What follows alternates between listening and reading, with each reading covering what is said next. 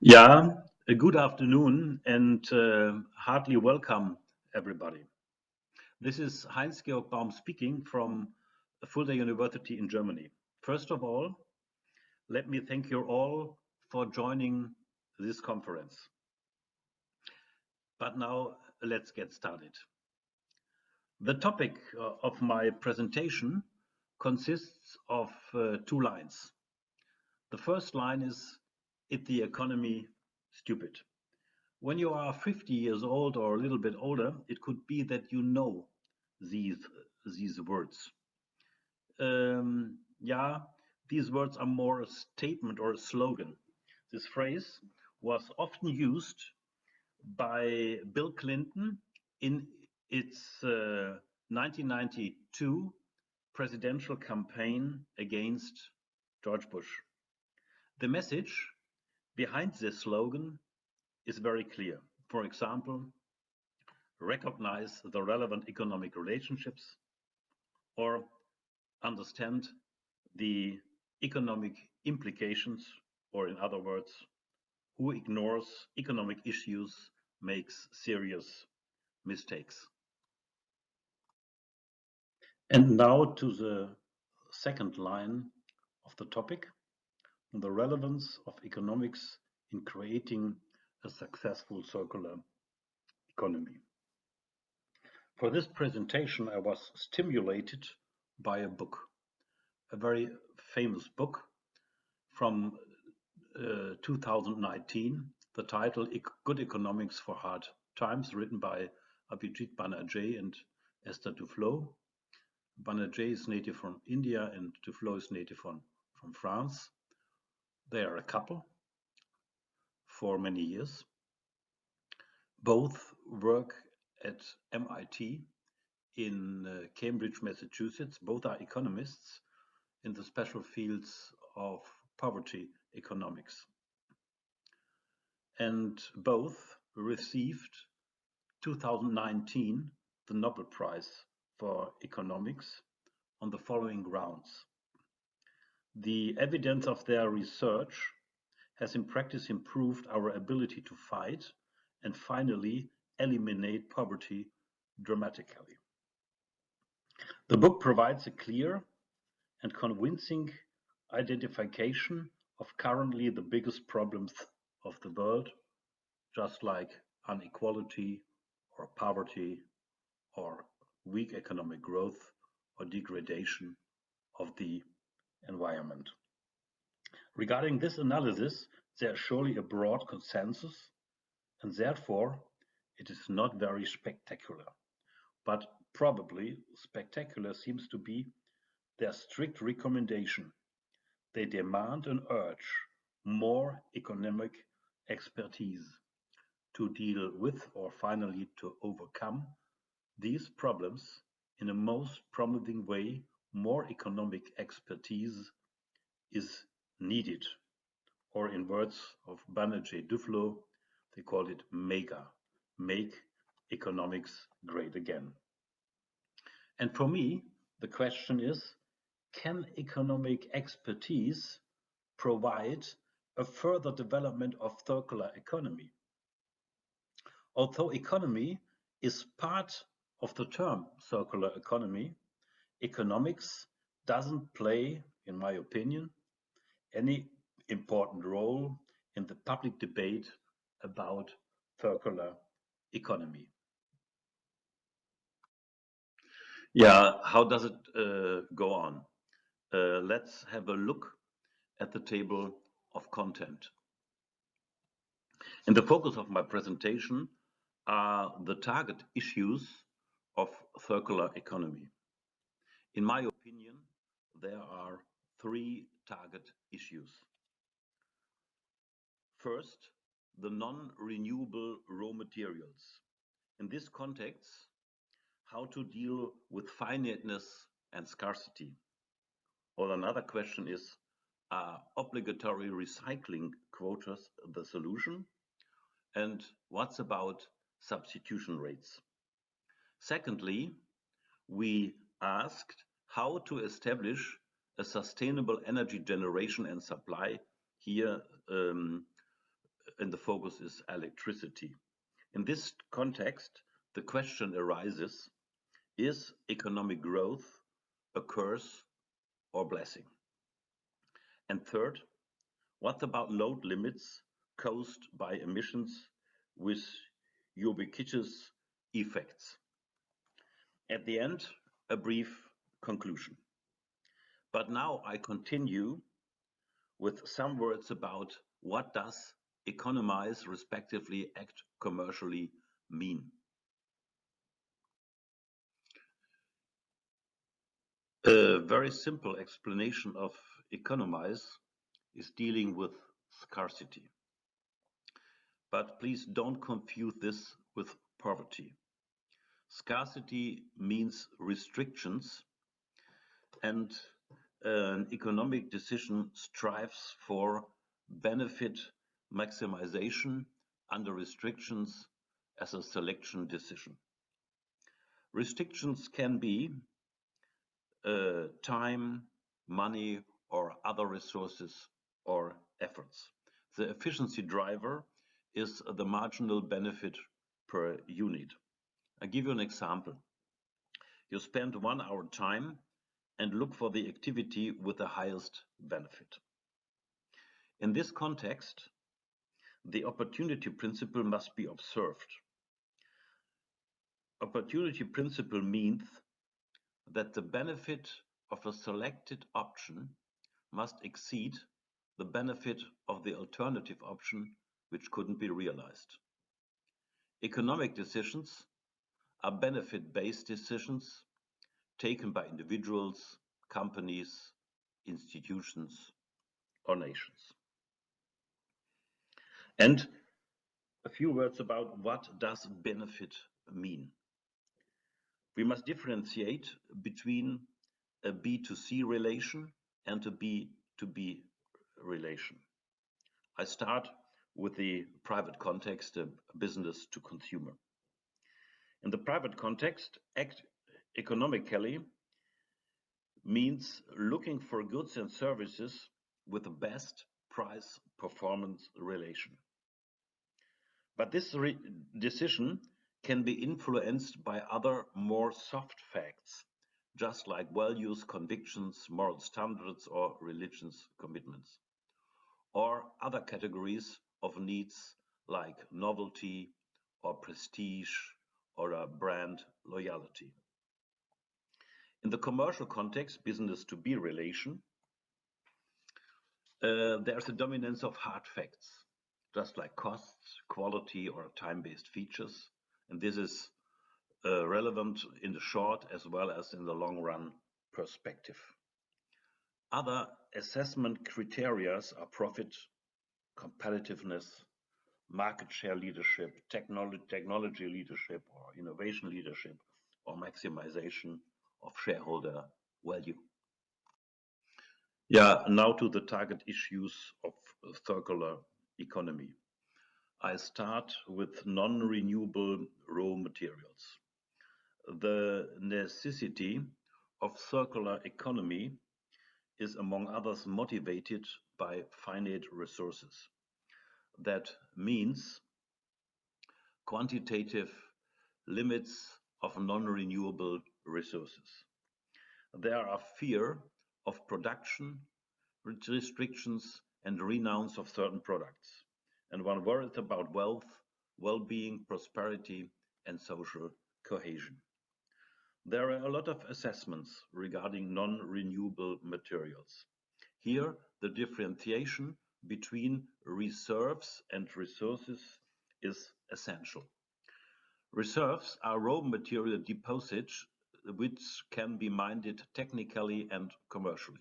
Resources are raw material deposits which do really exist, that means proven exist, but couldn't mined technically and commercially yet. The data collection or data collections are followed by an assessment. The criteria are supply risk and economically significance. Very often the criticality assessment based on 4 parameters. the social range of coverage, the recyclability, the economic significance, and the sustainability.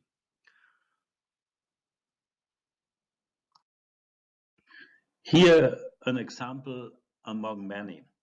The statistical lifetime analysis of certain materials by the waste management company Remondis from 2015, published in 2019. First, you see the range of coverage, the so-called reserves, for example, chromium till 2033, and the resources till 2477. And chromium is assessed as not critical. Further characteristics are indicated. The recycling rate of chromium is 30%, and the substitutability index is 0.04. This index is in the range between 0 and 1. 0 means not possible, and 1 means very good. Another example, I take a critical example, is PGM, platinum metal groups. Although the reserves will not end until 2186, it is assessed as critical. The recycling rate of PGM is 35%, and the substitutability index is 0.17. Here, another assessment made for the European Union, and you see the known criteria, supply risk and economic importance, and the result is very clear. Rare earth elements, heavy and light, cobalt, here PGM, platinum group metals, phosphorus, here are characterized both high supply risk and high economic importance. On this slide, you see the global distribution of rare earth elements. Yeah, and you see the non-renewable REE are not evenly distributed. And therefore, some are worried that critical raw materials can be used as geopolitical weapons. The finiteness and especially the supply risks in combination with an economic importance are the reasons why a shift to a circular economy is needed. You can speak of really a paradigm shift. The transformation from linear to circular thinking and from static to a dynamic thinking, I think this transformation leads to new potentials. And I think the term helix dynamic describes the paradigm shift very good. But please note, circular economy can't fully ensure a closed loop. We have material losses by the recycling process, and every recycling process leads to emissions too. And after every loop and recycling measure, the secondary raw material has been enriched with pollutants, and the removal of pollutants and harmful substances is needed and finally forwarded to a final sink. And a loss of quality is unavoidable, so-called cascade use. Here an example, the paper recycling. After every loop, a certain percentage of primary raw material, here cellulose, is needed. And therefore, this is an example for an helix dynamic economy. That means we need, for paper production, we need primary raw material and secondary raw material. And about only 8 loops are technically possible. The relevant question is, what triggers the market? What has economic relevance? The answer is clear. It is scarcity and not the finiteness, respectively, the absolute limits. The geological and political assessments of non-renewable raw materials are important and right, but this isn't the full story. The economic assessment is missing. Especially a dynamic assessment is required and empirical analysis what happened in the past. The geological assessment is more or less static. The economic assessment is dynamic. The economic indicator for scarcity is the price for the raw material. And the scarcity is relative. Absolutely shortage doesn't exist.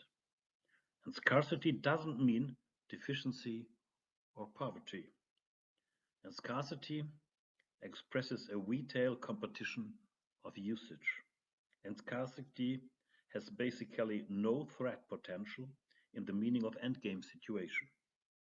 And scarcity is a necessary condition for economic decisions and processes.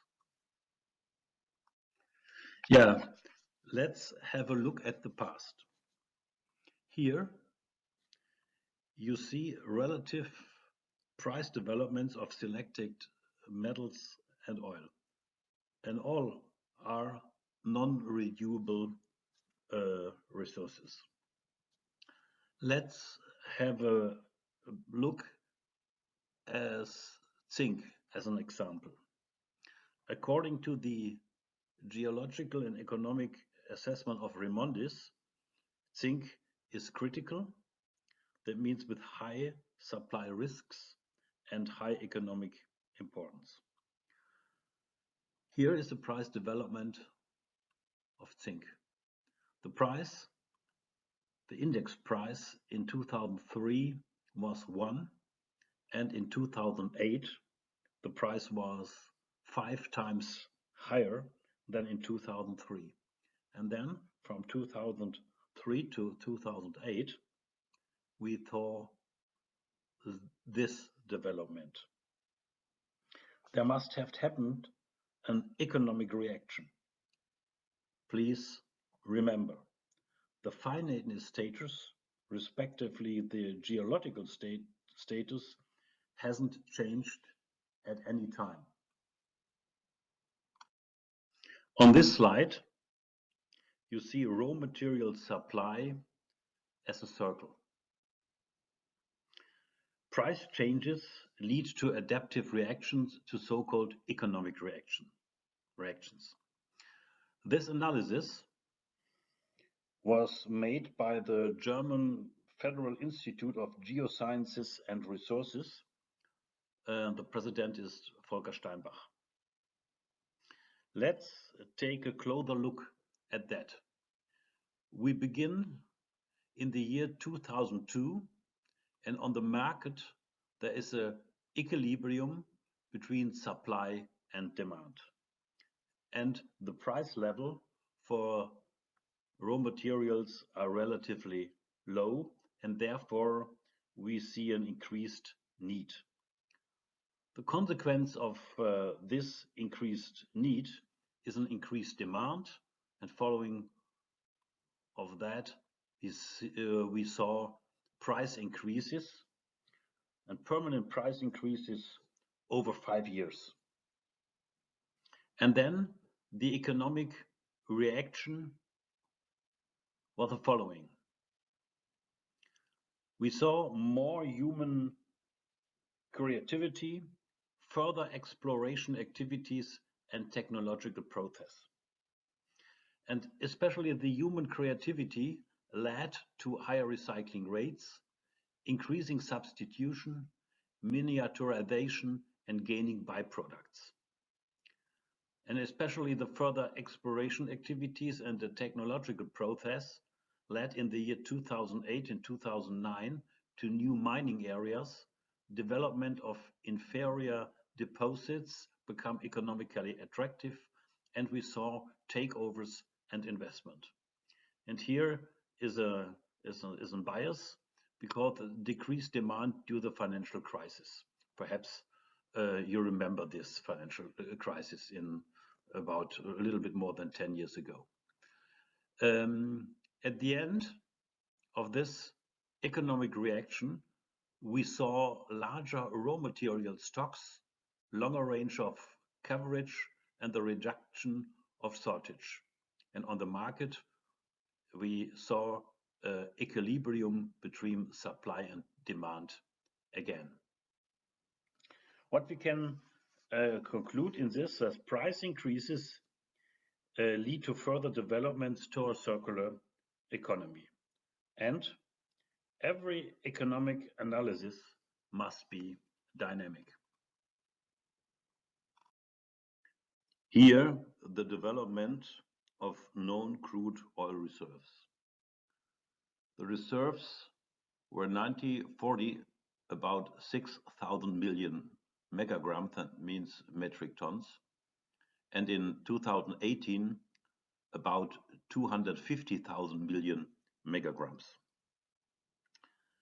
This detailed analysis of crude oil reserves should show don't confuse finiteness with accuracy. Finiteness is more an abstract value than a constant quantity. Currently, the rate of crude oil reserves are about 55 years, and currently Canada has got the largest crude oil reserve in the world, about 25,000 million megagrams.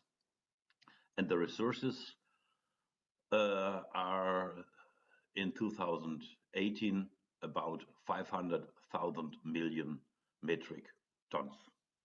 You see, there is no reason for an end-time scenario and therefore against hysteria and apocalypse. The amount of crude oil per unit gross domestic product, GDP, in OECD countries has decreased from 1.07 to 0.57. That means the price mechanism really works. Or you can say, in the words of the former Saudi energy minister, the Stone Age did not end with a lack of stones, nor will be the oil age come to an end with a lack of oil. On this slide, you see the history of crude oil prices. Oil price, as well as other raw material prices, are not determined directly by reserves and resources. The influence of reserves and resources is only indirect. Finiteness doesn't play the essential role in pricing. More important are economically relevant events, like, for example, crisis. For example, a political crisis. Here you see the Arab States Institute embargo. Or we see very innovations. For example, here after the World War II, the post-war automotive boom. Or we see an increasing output, or we see the effect of wars, hot or cold. Here, for example, the Arab Spring civil war disrupts Libyan output. Or the effect of trade disputes or weak economic growth. These events have directly an impact on the price. Nevertheless, management of non-renewable resources should be an important component of circular economy. We mine and extract too many primary raw materials, and we afford a useless collection in anthropogenic stocks and landfills. Here you see the figures from Austria. This analysis was made by the Technical University in Vienna. Currently, the anthropogenic, that means human-made stock in current use, is about 350 metric tons per capita, and the yearly increase is 10. And on the other hand, we see the anthropogenic resource after use in landfills. This we have 60 tons per capita, and the total annual amount of waste is about 5. Only 10% of this is municipal waste. To use these stocks and landfills, a total material flow management is needed. We must collect data. Data are the resource of the future. Data collection and data analysis must become a main supporting pillar of circular economy. How to deal with end-of-life products, end-of-life infrastructures, and landfills. We need data about components of the products of the infrastructure. We need data about how to extract raw materials, and we need data how to process secondary raw material. But the database of anthropogenic stock is currently still bad. This assessment of the anthropogenic stock based on research activities at Technical University of Vienna too. How to interpret this slide? Be careful, this is not really a coordinate system. You can see here the certainty of physical flow. Low is here and high is there. It starts with speculative, undiscovered resources and ends with measured, identified resources. On the ordinate, you'll see the economic feasibility from sub-economic to economic. But the result is disappointing. From the economic point of view, we cannot use the anthropogenic stock yet. Or in other words, without huge data pool, we cannot recover the valuable resources. This shows how important a data analysis is. Yeah, finally to the aspect non-renewable raw materials, let's take a look at the current status of circular economy. This should be done using an example. The example is packaging recovery in Germany. Some words about the prehistory. Germany started with a so-called Green Dot scheme in the year 1991. And the Green Dot scheme is covered under European Packaging and Packaging Waste Directive, first from 1994. The laws regulate specific levels of target achievements, for example, collection rates or recycling quotas. And this is a widely used scheme in 23 countries, about 130 companies, and about 406 million packagings. Here a brief overview of the recycling targets. Here you see the targets of the European Union recorded in the circular economy package by the European Commission. We differentiate between 2025 targets and 2030 targets. And here you see the targets of the packaging law. Relevant for our example are only the recycling targets of plastics. And you see that that Germany has to adjust its targets in the next years according to the CAP targets. Perhaps you are a little bit surprised about the 22.5% recycling rate for plastics according to the German packaging law. In former presentations, higher rates were reported. You see here the recycling rates between 1998 and 2011 in the range of 60 to 80%.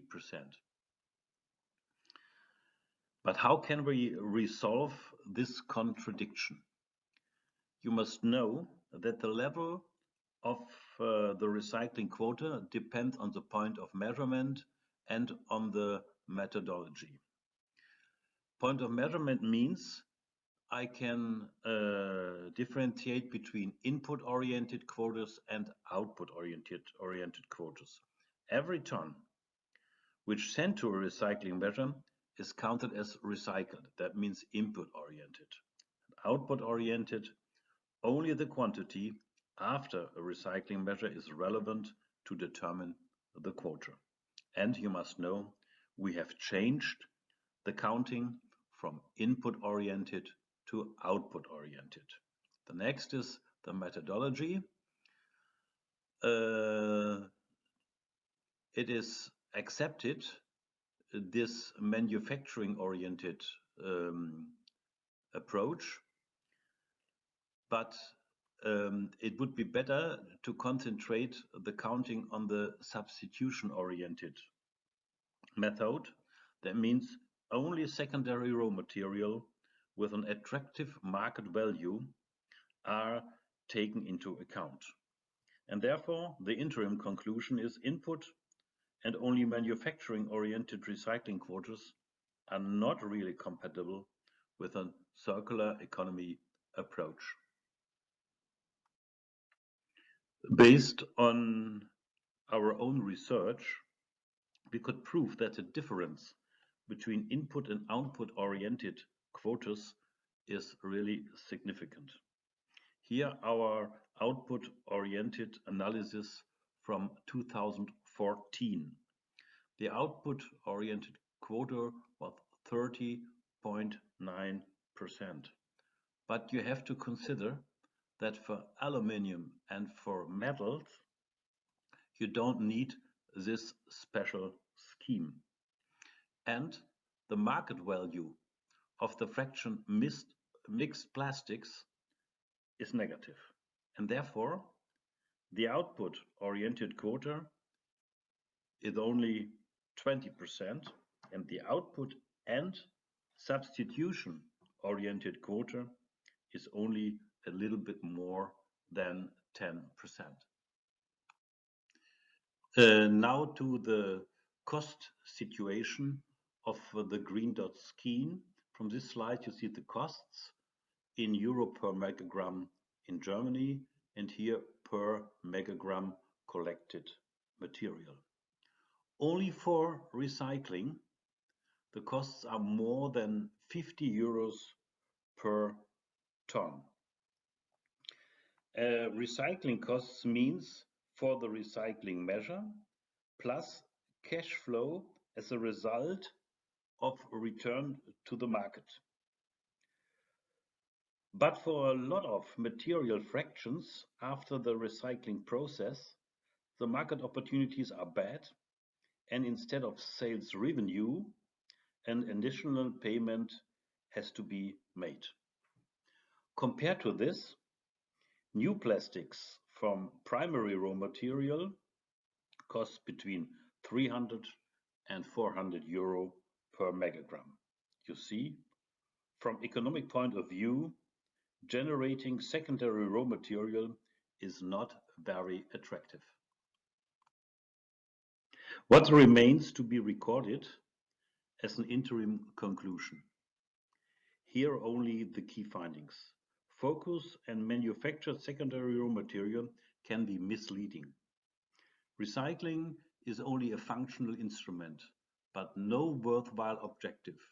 Recycling must not be an end in itself. The substitution quota instead of recycling rate is a key success factor of circular economy.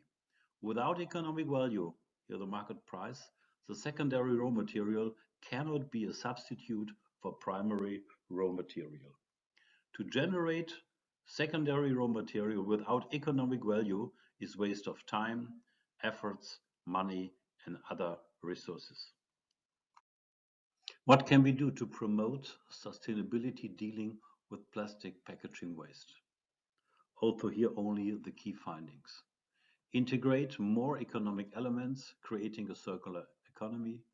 Only trust in technical progress cannot close the gap between currently relatively high recycling rates, but only moderate substitution quotas and ambitious circular economy ideas.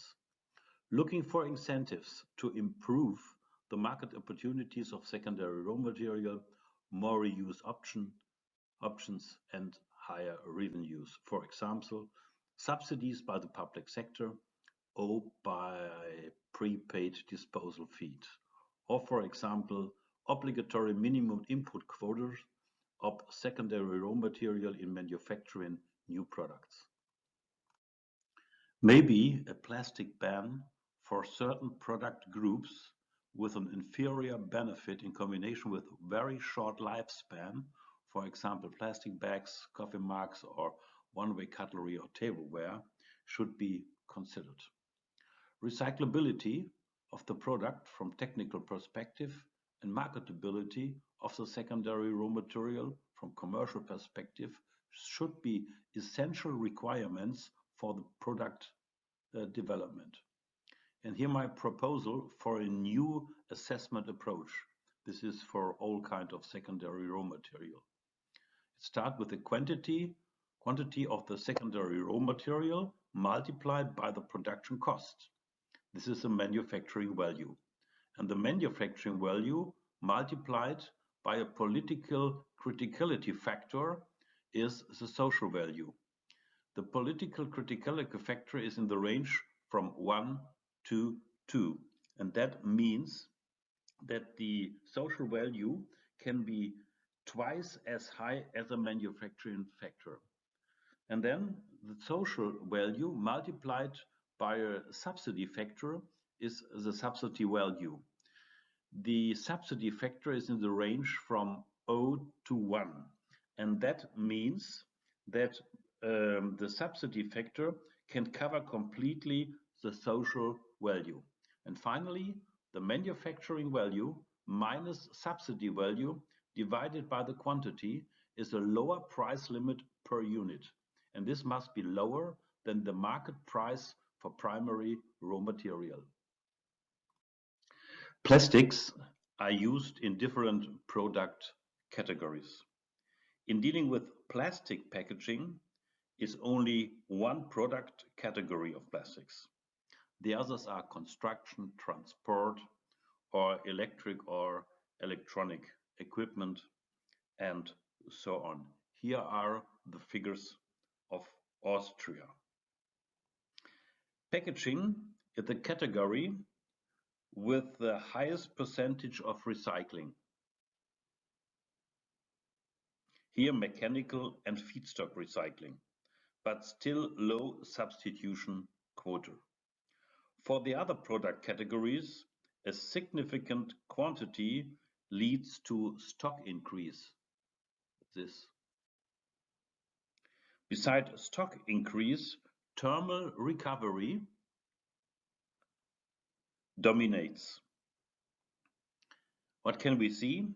We are on the way to a circular economy, but the way is still very, very long. And now to the second target issue of circular economy, the sustainable energy generation and supply. Here in the focus is electricity. I start with some initial notes about electricity as a product and current market conditions. The economic prosperity requires a sufficient and cheap energy supply. The higher the level of development of an economy, the bigger the energy demand. Energy efficiency can reduce the demand in certain limits, but the fundamental correlation between economic prosperity and energy demand can't be suspended. Energy, here electricity, is a homogeneous product. From supplier side, there is no possibility to differentiate.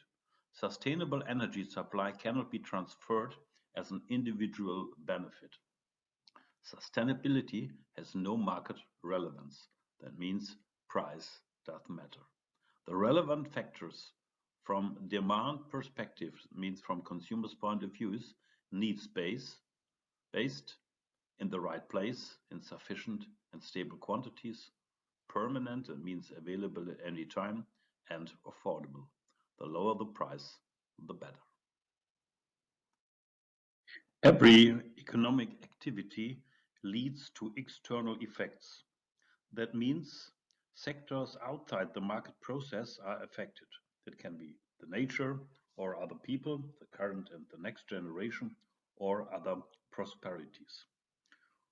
Not involved have to bear the costs without being able to take the advantage.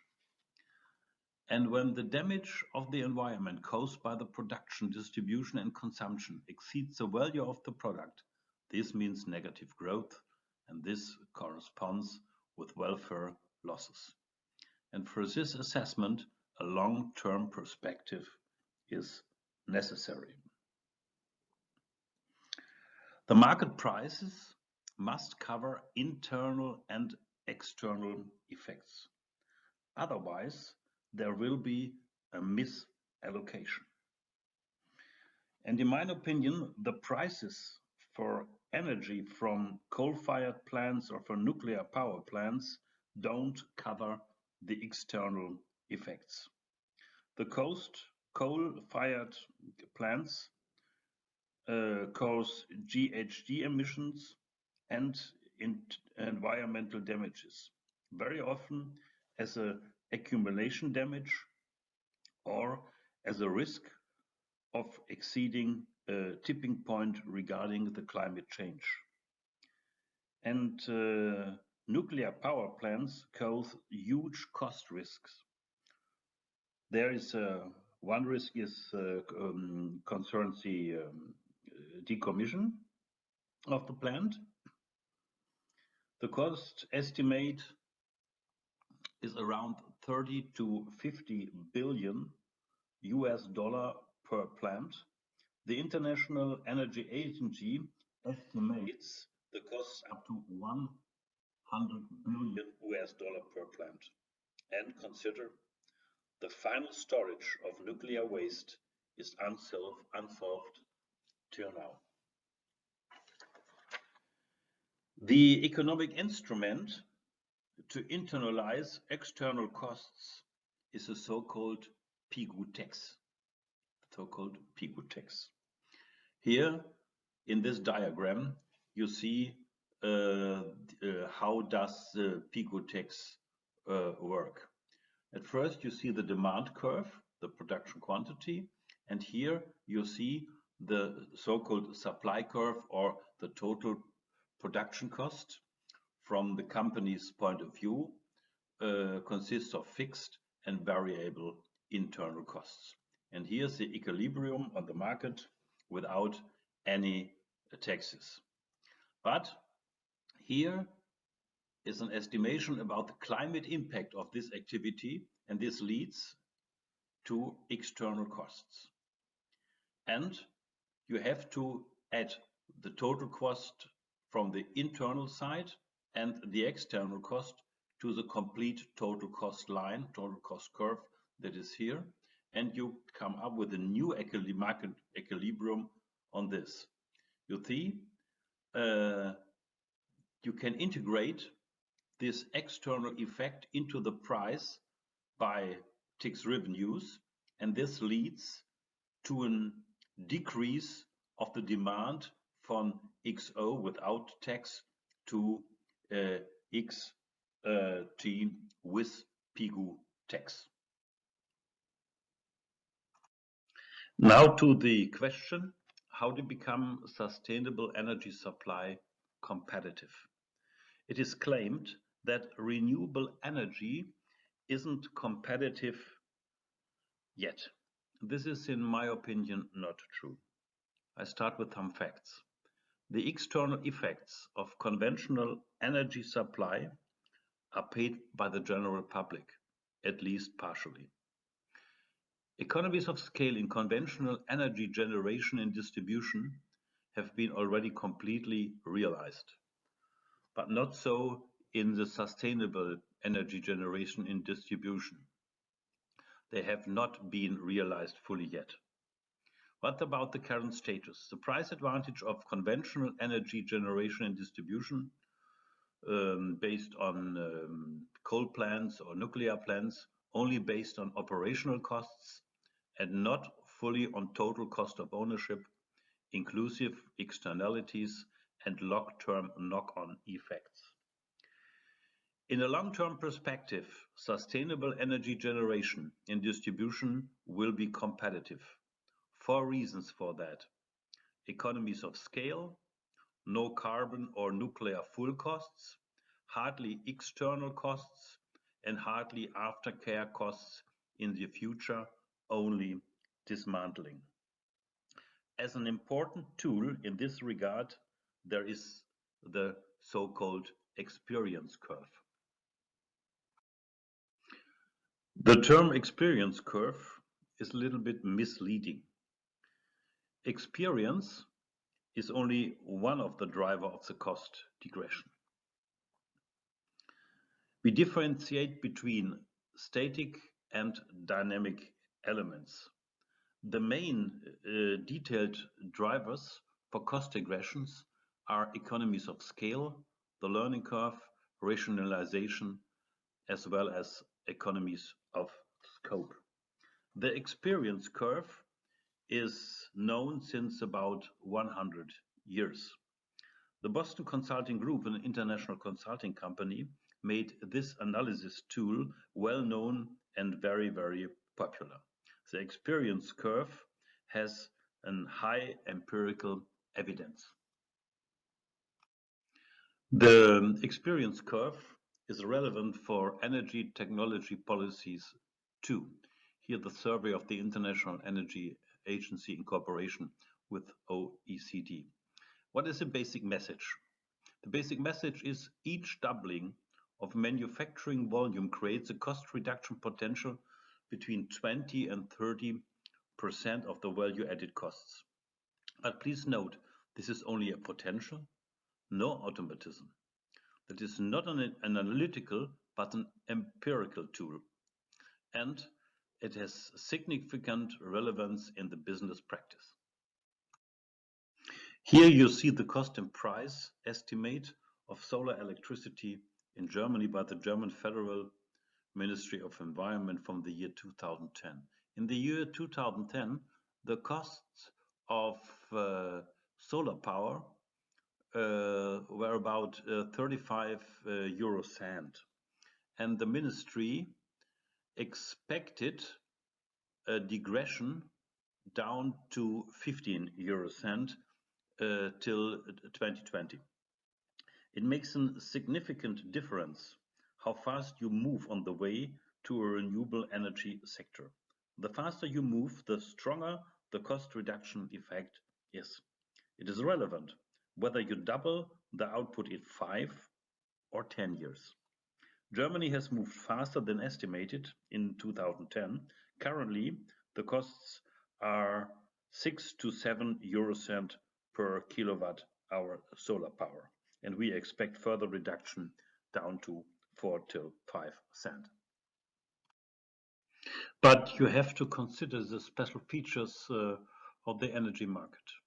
As I mentioned before, from consumers' perspective, only the price is relevant.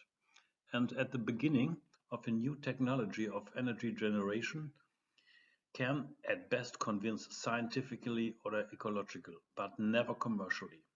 There are no technological maturity and no cost digression due to no experience curve effects.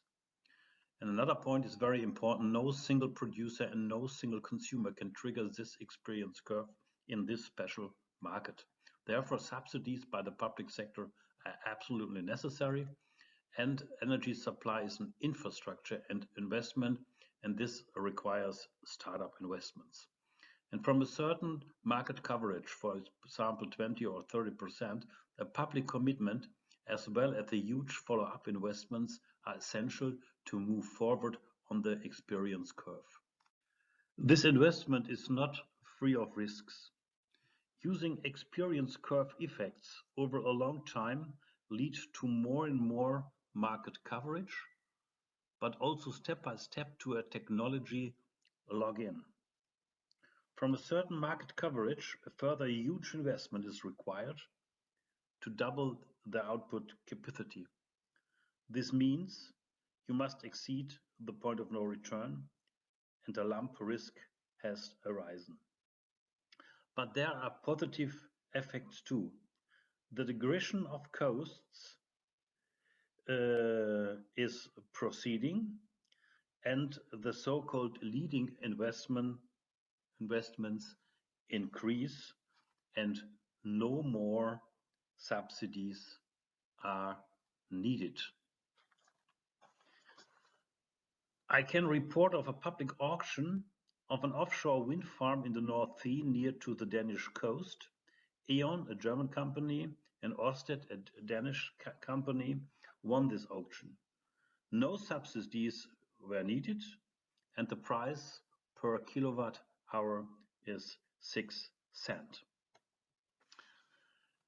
For this kind of investment, a calculation model is necessary to determine from which market coverage no further subsidies are required. Now to the question, what the attitude towards economic growth from the perspective of circular economy. Is economic growth more a curse or blessing? Historically, in the last 6 centuries, growth is more the exception than the rule. What have been the main growth drivers? The drivers are inventions, and inventions lead to innovations, and innovations lead to new products and new services. And on this slide, you see technological innovations across centuries. You find here combustion, the train, airplane, mass production, a new one like, for example, windmills, something like that. The key indicator of economic growth, of economic prosperity is growth. There are two contradicting opinions. Opinion one, growth philosophy is one of the causes of pollution. The compulsion for economic growth is inherent to capitalism, and capitalism chokes on its own success. But there is another opinion too, among others expressed by Banerjee Duflo.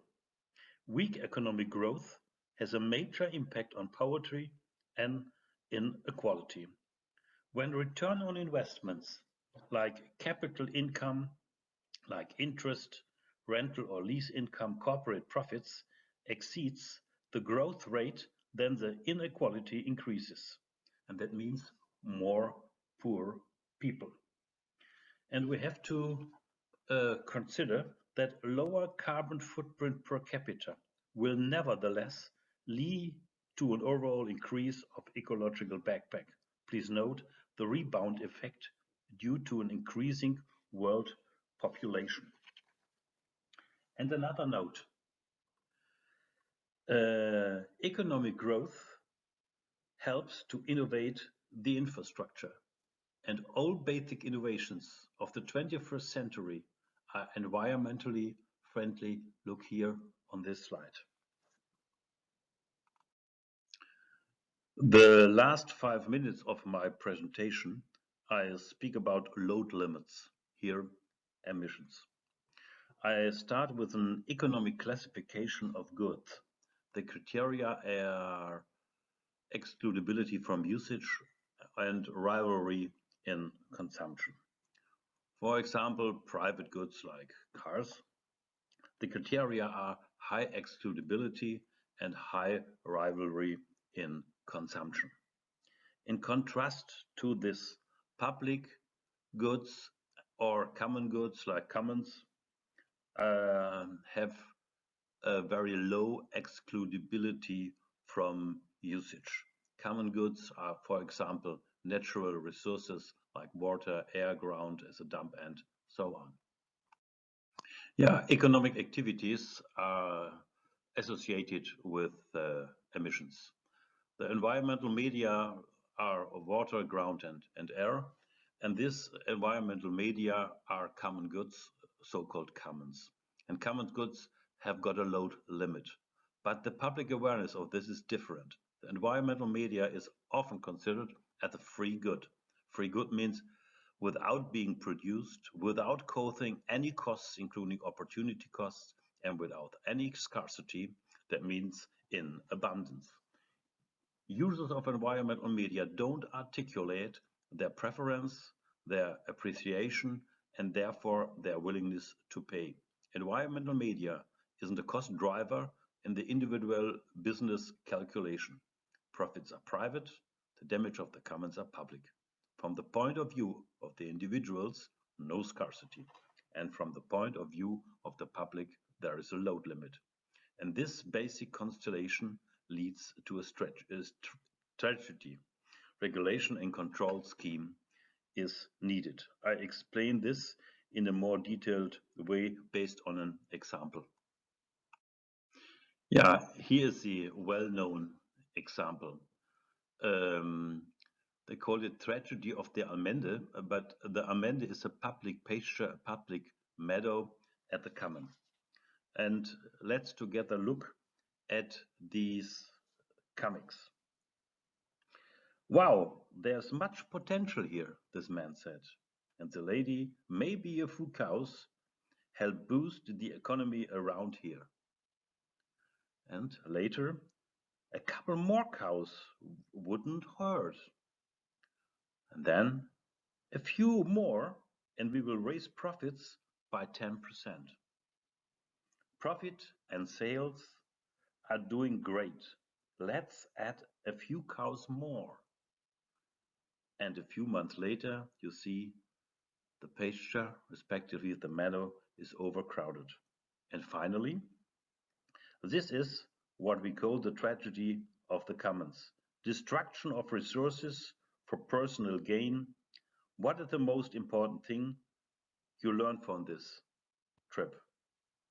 And the children aren't, we need more cow. And exactly this is wrong. For a more formal presentation, look at this decision matrix. In this, we have two actors, A and B. Both are rangers.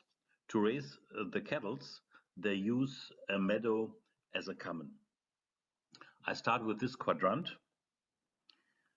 That means A and B act cooperatively.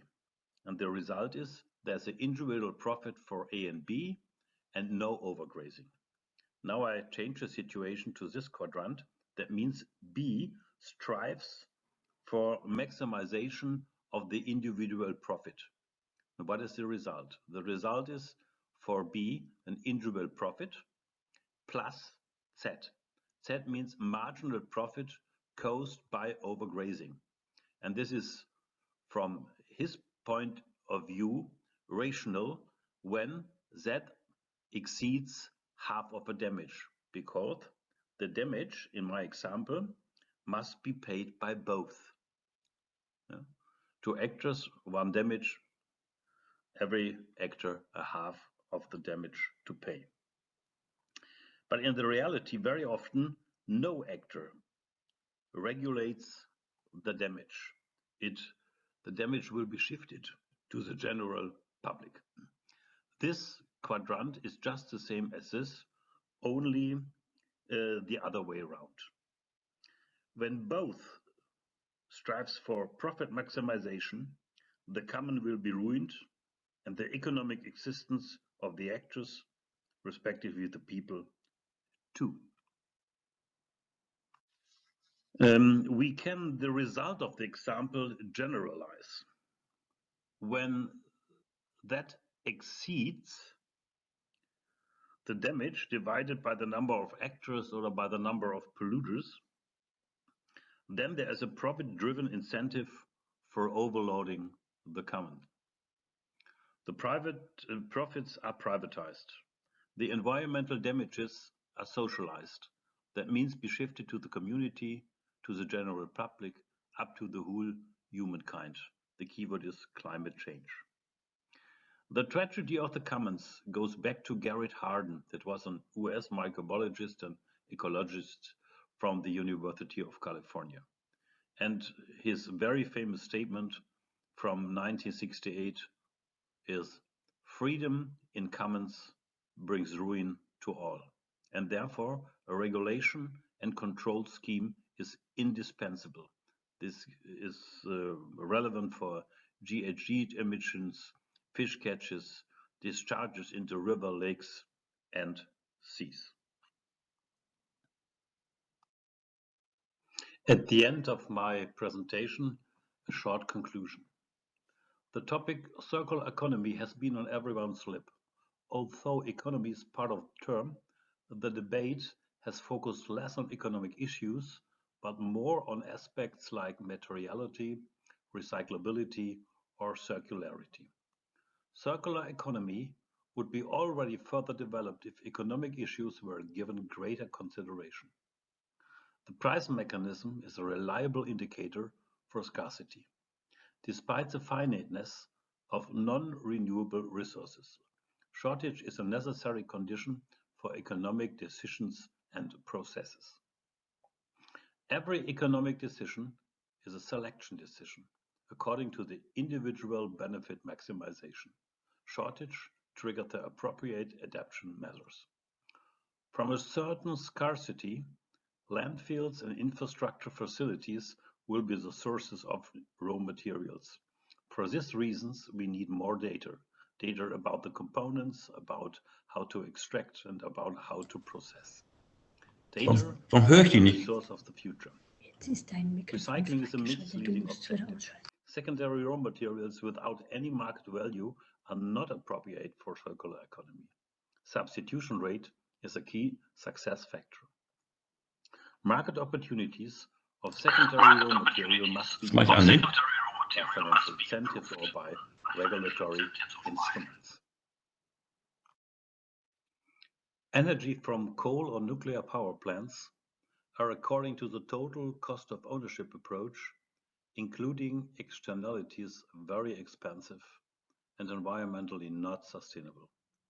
The cost development among the experience curve has made hydro, wind, or solar power competitive. Further economies of scale are going to be realized, about 20 to 30% by the next doubling. Due to the specific market conditions, a public-financed huge startup investment is necessary. And a new open debate about merits and dangers of growth philosophy is essential. Please consider how to manage decoupling, decarbonization, and an increasing entropy. Commons must be regulated worldwide. Freedom in commons brings ruin to all. And what is missing? What is the contribution of the industrial sector to circular economy? Or what about circular economy as a guideline for a business model from managers' perspective? Yeah, this was a very long presentation, a little bit more than 60 minutes. And thank you for your sustainable attention. Thank you for your sustainable attention.